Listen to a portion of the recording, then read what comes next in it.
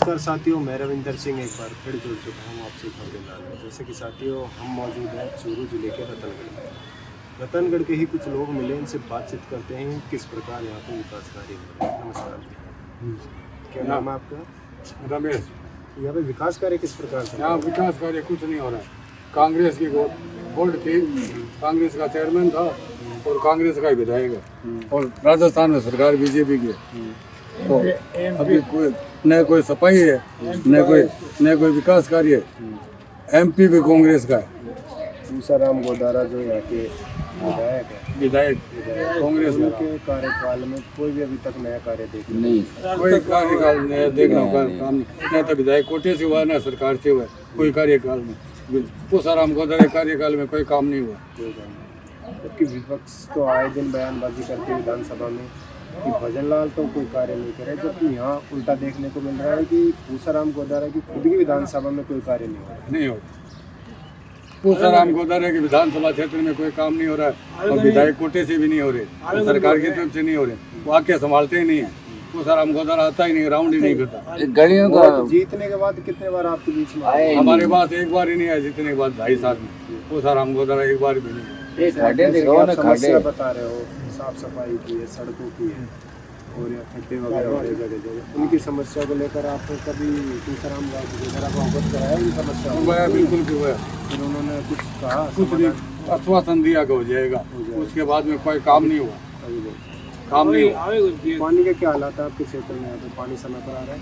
पानी समय पर आ रहा है, बिजली समय पर नहीं आ रही। बिजली कटौती चल रही है, घोषित पर कटौती चल रही है। कितने दिनों से चल रही है? या करीबन गर्मी में 1 महीने से चल रही है।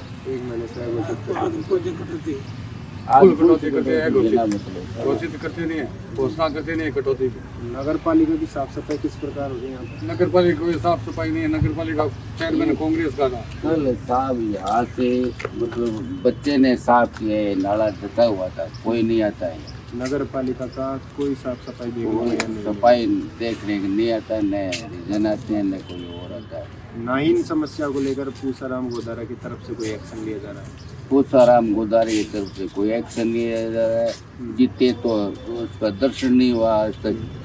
कहाँ है, कहाँ रहता है वो? अखबार में जरूर आती है, फलाना आदमी हुआ, इकट्ठे हो गए हैं, ऐसी बात हुई। ऐसी बातों में अखबारों में अभी यमुना जल समझौता हुआ है, आपको शेखावाटी क्षेत्र को पानी की सौगात दी गई भजनलाल जी द्वारा, इसके ऊपर आप क्या कहोगे? हाँ, भजनलाल जी ने बढ़िया काम किया है। इसके लिए तो यही कहेंगे यमुना लगभग देखा जाए 32 साल से जो जल का संकट बना हुआ था आपके शेखावाटी क्षेत्र में, उसको लेकर भजनलाल जी ने एक बहुत बड़ी पहल की है। बढ़िया। हरियाणा के सीएम और गृह मंत्री जी को साथ लेकर उन्होंने प्रस्ताव तैयार किया। अखबार में भी है, बढ़िया है। इन्होंने बढ़िया काम किया है। जल मिलेंगे यहाँ, भजनलाल जी ठीक है। इस समझौते होने से क्या सुविधाएं मिलेंगी आपको? हाँ, सुविधा, जल मिलेगा, किसानों को भी मिलेगा, सबको मिलेगा। क्या कहोगे कि विपक्ष सरकार ऐसा क्यों कदम नहीं उठा पाई? क्योंकि हर बार शेखावाटी क्षेत्र की सबसे बड़ी समस्या थी पानी। इसको लेकर बार बार वो जब भी चुनाव आते थे उनमें वोट मांग लेते थे और अपनी सरकार बना लेते थे। जैसे पिछली सरकार डोटासरा जी ने काफ़ी बार वोट मांगे शेखावाटी क्षेत्र में, जबकि भजनलाल सरकार आते ही इस प्रकार का कार्य किया। इसके ऊपर आप डोटासरा तो कल भी आया था, क्या फायदा है उनको? कोई फायदा नहीं है। और वो मनुष्य का वो गोदारा जी मिल लेते हैं और 5-4 नेता मिल लेते हैं, अखबार में उनकी खबरें आ जाती कि आया था, और कुछ नहीं। इसके अलावा कोई कार्य नहीं, कोई कार्य नहीं। बहुत बहुत धन्यवाद हमसे बातचीत करने के लिए। तो साथियों, आपने देखा हम मौजूद थे चूरू के रतनगढ़ में। हमने यहाँ पे जो अभी हाल ही में भजनलाल जी द्वारा जल समझौता है उसके ऊपर लोगों से बातचीत करी, क्या कुछ उनका कहना है। इसी प्रकार की और भी मैं आपको अपडेट देता रहूँगा। जब तक के लिए बने रहे मेरे साथ। खबरीलाल में धन्यवाद।